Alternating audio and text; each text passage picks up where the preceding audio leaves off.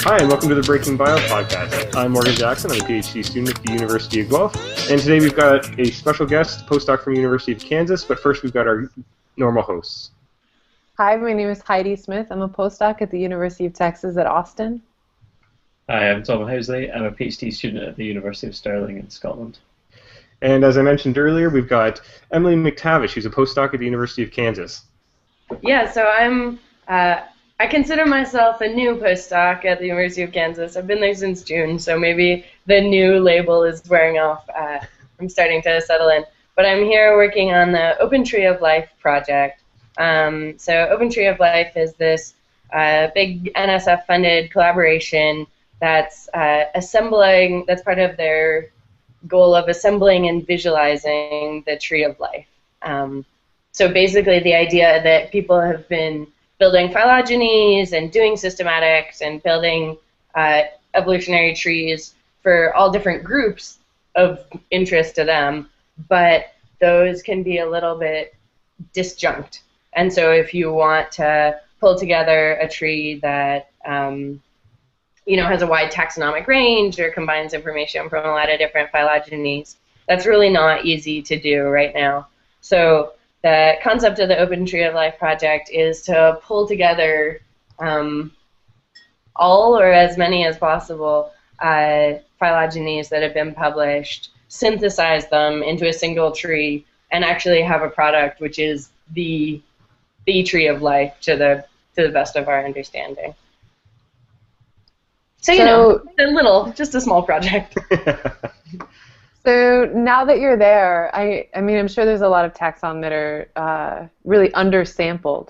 What's sort of your pet thing that you would pick out, that you would want more data? That's a good question.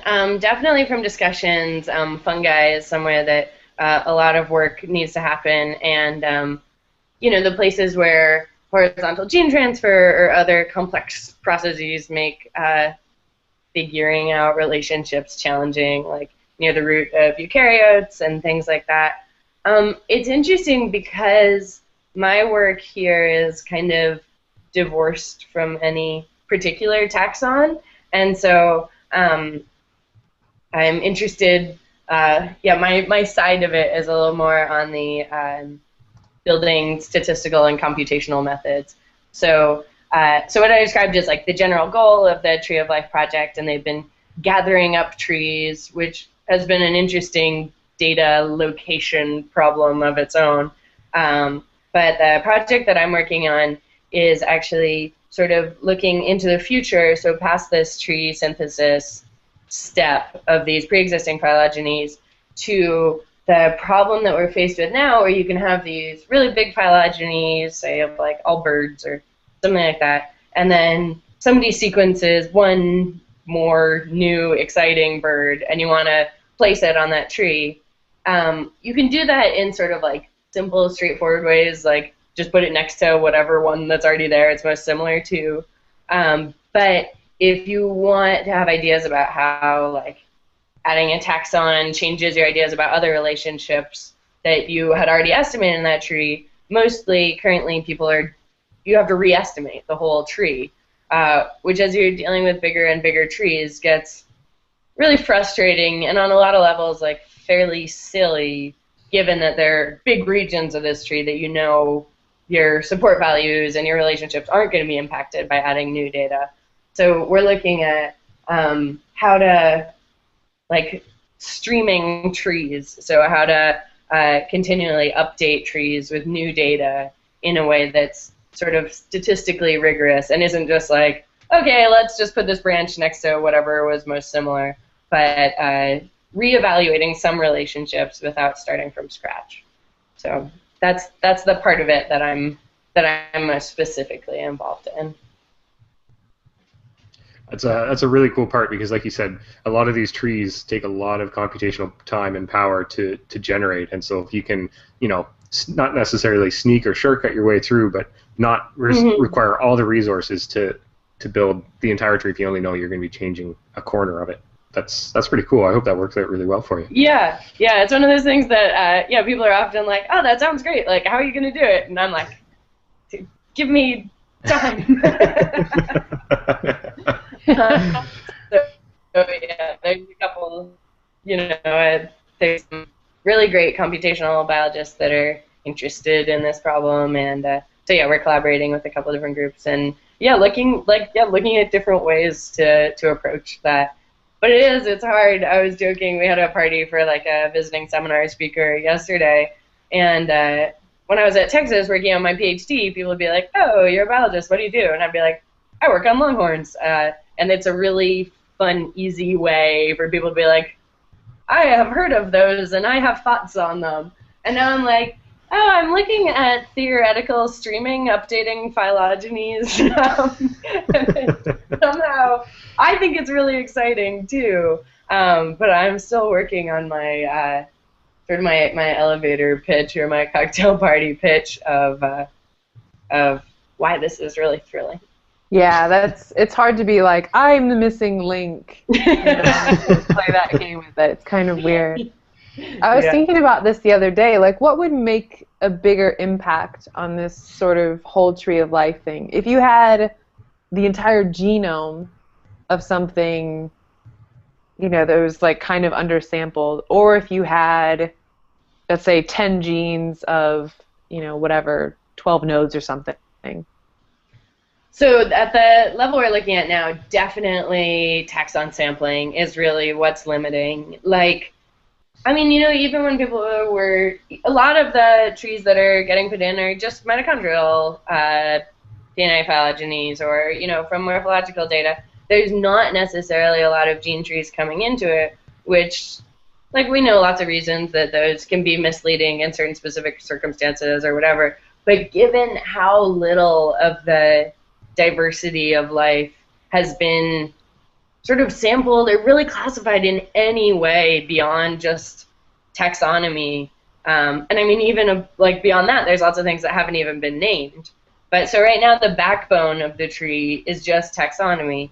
And then we're using whatever phylogenies we can pull out of the literature to sort of add phylogenetic information onto that. But yeah, so I would say definitely for certain relationships, like really deep sequencing of across the genome is really cool and interesting and can answer lots of questions. For phylogenetics, I don't think that's necessary really at all, and that there's so many things that we have almost no information about. I would definitely pick lots and lots of organisms and very, very few genes.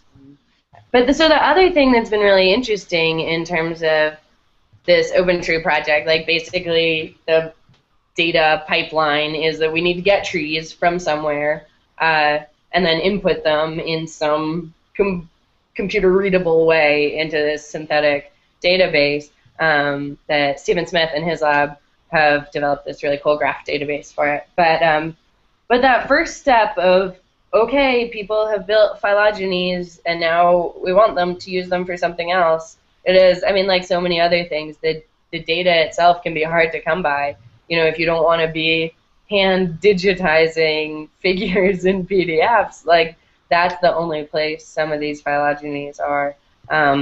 So I forget the numbers exactly. A paper came out of the Open Tree of Life project saying that I think 80% or more of the data, like previously published phylogenetic data, they couldn't access even by emailing authors or looking in data stores, and that's really frustrating. I mean, sometimes as a scientist you can feel like, oh man, this thing that I'm working on feels really minor and really specific, but at least I'm like building onto this like greater knowledge base. And the idea that actually so much of it is just sort of disappearing and drifting off and not going anywhere it's unfortunate. Yeah. That's a good point, because I mean, if you look back through the last 30, 35 years of how people have been doing, rigorous phylogenetic testing, I mean, 99% of those are going to be graphically presented. So you see, if anybody hasn't read a phylogenetics paper, then you should be totally getting on that. But if you haven't seen it, it's essentially just a series of lines with names at the ends of them, and it makes sense when you look at it. but it's totally impossible for a computer to read that format out. Exactly. And so you would have to translate it back into a computer-readable format, which I can't imagine how you guys are going to deal with most of that problem. And I mean, so that, like, yeah, that basically is, like, not a feasible thing to do. So I guess there's going to be, within the next few months, a public release of this first draft of this synthetic tree of life. And hopefully people look at it, and I think, like Heidi asked earlier, like, they're going to look at their taxon of interest and be like, what? This is ridiculous. Like, didn't they see, like, you know, Smith 1989 or whatever? And there's going to be a public data input portal, because it's not, you know, it's not a great job, and there's not necessarily funding to pay for somebody to sort of meticulously by hand input these things across a huge taxonomic diversity that they don't necessarily have expertise in. And so ideally, there'll be a sort of community buy-in of systematists and people that are really interested in a taxon of interest. And hopefully, if they see, oh man, like some relationships I think should be here really aren't represented, then they can pull that data, they can contact their friend who wrote that study and have a sort of more direct path to that data. Or, I mean, be uploading and including their own studies in the database. So I think that's a really important part. So it would be nice if it was easier to sort of automatically or in an automated way pull in this data. For a lot of older stuff, it's not possible, but hopefully individuals will buy into this idea that actually this is useful for a lot of people. You know, if you're an ecologist and you're like, oh, I want a tree of every plant species I found on this one plot I was just studying, you don't have to sequence them and build your own phylogeny. You don't have to go to NCBI and pull out, like, whatever closest relatives their sequence is for. Ideally, you can go to OpenTree and be like, here's the taxa I'm really interested in. Cool. Yeah. So, I mean, the danger there, I guess, I don't want to get too far into this because I'm sure we're getting into realms that are other people's problems rather than yours. But I guess the danger there is that people, I mean, it's a pretty knife's edge whether they see that there are problems and they decide that they want to help, or they see that there are problems and then deem you irrelevant and say that Tree of Life project has got mine wrong. They've ignored my monumental monograph from 1987. Screw them. So, do you guys have any idea of the reception that you're going to get from the community? I know it's a really broad community. No, I mean, that's a great question. That's definitely something we've talked about a lot, that, like, it's going to be a draft tree when we put it out there. But if it's garbage, we're not going to get any buy-in. It's going to be like, okay, these idiots don't even know, like, basic plant relationships or whatever. And so as part of the project, there's, like, an animals team and a fungi team and a plant team, all of which are headed up by,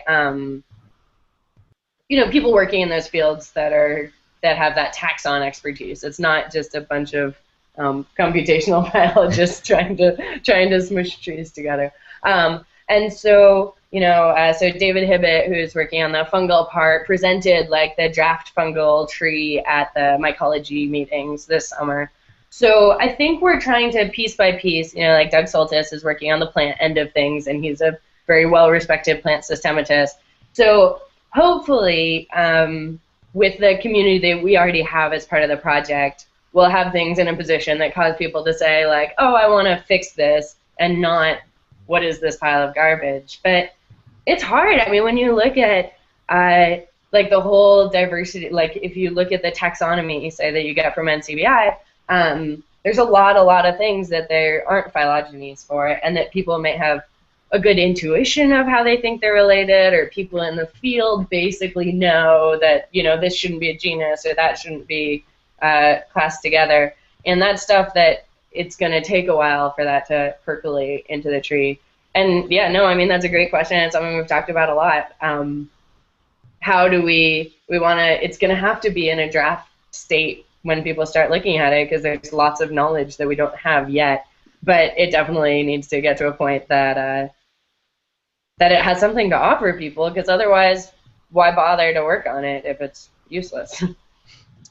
Will it be something like the right? Like caw data, right? Like the group of salamanders, so caudates, like the group of salamanders I'm interested in is a pretty contentious placement. Now, if I don't agree with what you have, is this like online voting where like I'm up till 4 in the morning putting my favorite placement in? I would do like that. that XKCD comic, like someone on the internet is wrong. So the answer is yes and no. So it has to be coming from a published phylogeny, and we're going to have so that basically so we can show conflict within the tree. Because, I mean, there is lots of phylogenetic conflict from really reputable sources and people that are familiar. So in that synthetic tree, you'll be able to see, like, okay, this relationship is supported by this reference or these references, and this alternate relationship is supported that way. And we're still kind of trying to draft the best way to make it work, but like a commenting system on this public tree that you can click on a node and be like, hey, this relationship is problematic because of X, Y, and Z. Ideally, people deal with that by being like, I'm going to upload the study that I think supports this node.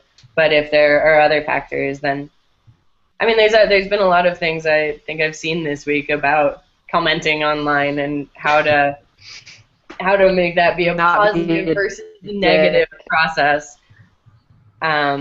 I would like to think that there wouldn't be flame wars on a phylogeny, but I have been in this business long enough that I know that there definitely can be.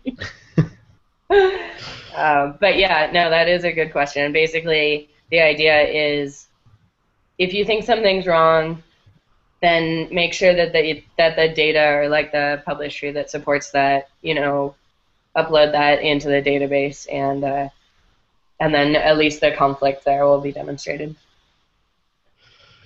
I just wanted to ask, because you're obviously super heavily involved in the computational side now, and I saw from your website that you're a big advocate of students and biologists learning programming.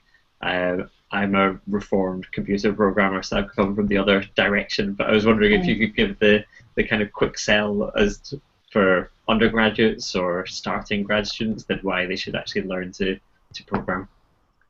Yeah, that's a great point. I mean, so I always like start out whenever I'm giving like basic programming intros with slides of why this is a great idea. But my last point is almost always you're gonna need to know how to do this whether you want to or not.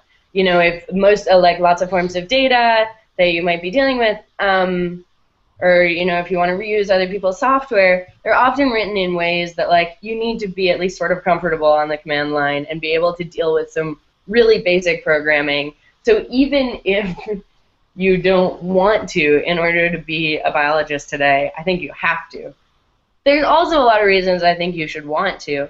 I mean, any time that you have like, had to click and delete something for formatting on like 20 different lines and sort of thought to yourself like a robot would be better at doing this and would be less annoyed. Like you have a robot right in front of you. It's your computer. And all right, I don't think that fits a strict definition of robot, but if all you want to manipulate is text files, then it makes a really good robot. And so, yeah, I basically got into it because I had to. I'd been working with small data sets that I could open in Excel and then run through like some handy dandy, clicking kind of software. And then I started working with genomic data, and I was like, oh, hey, this isn't going to, I can't do that anymore. It's not going to work. But then in the end, I came to love it for its own sake. Because it is. I mean, it's cool skills to have, and it's how the world around us is operating all the time. And being able to interact with your devices on that level, I find really makes a huge difference. So it's a big time saver. I like that those people work from home and they, it's like, oh, I'm just uploaded someone else's data and I'm just running some experiments. You're like, you're just sitting there in your pajamas. Why can't that be me? I know. I mean, it can be. Learn from me. I mean, the other reason is I was atrocious at lab work. Like, really, there was no way I was going to get a PhD that way. I really like the idea of like Hillis coming to you and be like, "This isn't working out. Is there something else you can do? Like, Maybe take out the trash." Yeah, just do different. Yeah, and I mean, I don't know. I guess not everybody enjoys it, but I find it to be like such a nice, clean way of problem solving. Like, there's, good cause and effect of your programming, and if something's not working today, it won't work tomorrow, and if it is working today, it will work tomorrow. Sort of unlike the mystical gods of PCR, which I never got to smile upon me. Well, we're going to switch topics a little bit quickly here, and we're going to give you a chance to tell us a little bit about your PhD work, since you're relatively recent PhD. So you worked on, you worked on Longhorn Cattle evolution, right? Or at least the evolution of the domestication of cattle? Yeah, exactly. So I was looking at sort of the genetic history of cattle worldwide, but with a focus on the cattle that had been brought to the New World. So a lot of biologists know, but other people don't necessarily know, that cattle were introduced to North America by Columbus in 1493.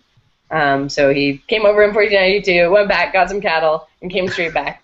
What this place needs, it needs cattle. I know, it was like, yeah.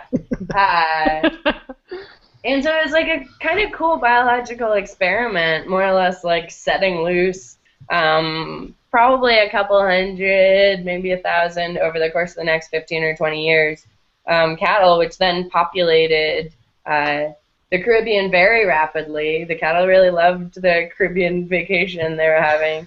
The Spanish did not do very well. They mostly died, but the cattle did great. And they're introduced to what's now Mexico by the early 1500s.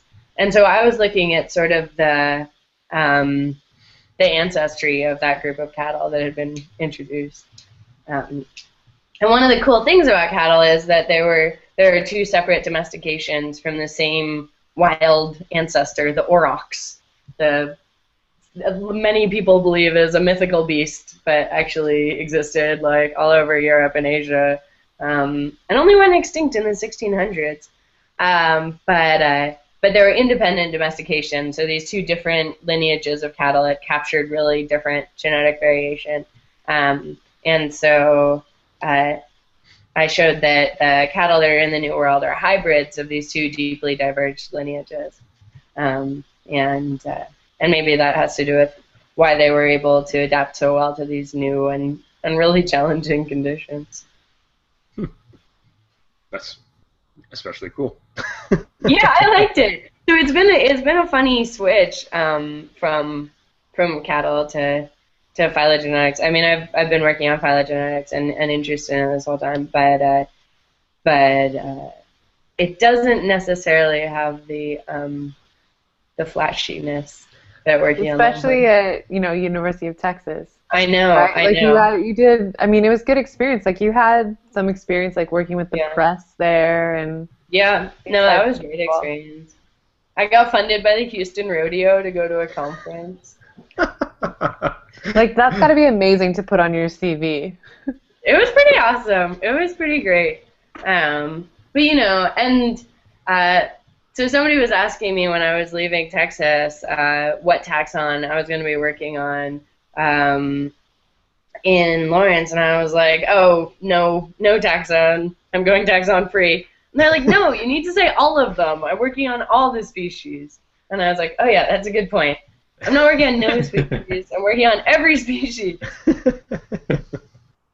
I wanted to ask you more about, so when you were at UT, I know we only overlapped for a little bit, but you were really good. You seemed to have like a pretty balanced life when you were there, doing like other things, and I wondered if that was you, if that was your influence specifically, like your lab, if it's just the way, maybe grad school is at UT, I don't know. That's a great question. I think that there was a couple of things coming into it, but a lot of it I do think was coming down from my advisor. who really valued his outside of school time. So David Hillis, and he, his family is important to him, his ranch, his Longhorns, his softball team. Him and I were on a softball team together. And one day I told him, I was like, David, I'm giving a talk to David Canatella's systematics group for like his class that he's teaching. He asked me to talk to them, but it's in the evening, and I'm going to miss our softball game. I played second base, and my advisor was the pitcher, and he was like, "What, Emily? You need to get your priorities in order." He's like, "Forget this stuff." This seems like totally no. Yeah, no. He was like, "Quit slacking on your softball team with all this science." So I definitely think, he's like hardworking, does great science, was a really great advisor. But I think that he really set an example of, you can have a life as well as your science life, and that was really valuable to me. I don't even know. On one hand, I'm not even sure it was a choice exactly. I am not sure that I could. I'm not constitutionally suited to just spend absolutely all of my time working. I did it for a little while in the final stages of the dissertation, so I felt what it was like. But I can't really keep that up for more than 4 or 5 months. I think I would go nuts. So I do think UT also has the department there has a good culture of being people as well as scientists. Yeah, I would say that's true. What's up with the leg wrestling pictures? Have you guys seen this? So he's like some sort of wrestling champion at meetings or something. This is like sort of hard to explain without a demo, but David, my advisor, has had various parties and taught his lab to do this leg wrestling, which is like you sort of like lie opposite to each other and link elbows, and then you put your feet up and you try and like hook the other person's foot and like flip them over backwards. Which Does is he put money on you? I mean, it sounds like dog fights. I mean, it's his pride definitely is in the match. But so it's something that we've always done at like departmental parties or lab retreats. Like David has back problems, but he still does it all the time. He can beat anyone 100% of the time. But I'm pretty good at it. I can beat like a good number of people. I can beat people who have a weight advantage. I can beat guys, like especially if they haven't done it much before. There's like some timing secrets. But so at the evolution meetings this year, at the final party, we were hanging out in the lobby of the hotel, like me and my advisor and maybe 60 other prominent biologists I would like to give me jobs someday. And David started a leg wrestling like match, and I was wearing a dress, and I was like, oh, I can't leg wrestle. And then I was like, no. I went up to my hotel room because we were still in the hotel and put on pants and came back down and was like, I'm ready. And so I leg wrestled my current postdoc advisor. He beat me, but he is also a graduate of the Hillis Lab, so he has training as well. He is, yeah. Like he went to all the leg wrestling practices. Exactly. So like their lab isn't open at all. There's only like one door to enter. It's like the Hillis cave, and that's what they do in there. It's like leg wrestling training. Hang out leg wrestling. But yeah, somebody posted a photo of this later on Facebook, and I could see like around the edge all of these biologists. That I was like, interesting. Like I potentially should try to comport myself in a more professional manner. But at first, I'm sure you're like, oh, these 60 people might give me a job someday. All right. And then after the picture, you're like, these 60 people might never give me a job. Then you're like, these 60 people are going down. Exactly. But, like, that's how, I mean, it was a lot of fun. Somebody in my new department here, like, stopped me at a seminar. I was like, Emily, that leg wrestling, like, man, I wish I was a systematist. Like, you people are so fun. I think, my advisor was really great, or my former advisor and my current advisor are both really great, and they've been really supportive and are definitely supportive of me having a real life. and a leg wrestling career. That's awesome. Well, it looks like we're pretty much out of time, so we're gonna have to wrap it up. But where can people follow along with your work with the Open Tree and leg wrestling and all that other stuff, Emily? So there's an Open Tree blog. If they look up just Open Tree of Life blog, they'll find it. I tweet at McTavish, and Open Tree tweets at Open Tree of Life. And so any of those places, they should be able to see more exciting future developments. Awesome, and keep track of the world's leg wrestling champion, it sounds like. Exactly. So. Awesome. All right, well, I want to thank Emily for stopping by and talking to us today. And for those of you listening at home, you can find us online at breakingbio.com, on Twitter at breakingbio, and now you can actually find us on Facebook, thanks to Heidi, by looking for facebook.com/breakingbiopodcast. You can come and like us there and see what else is going on. So thanks a lot, everybody, and we'll see you all next time. Thanks for having me. Bye. Thanks. Bye. Sweet.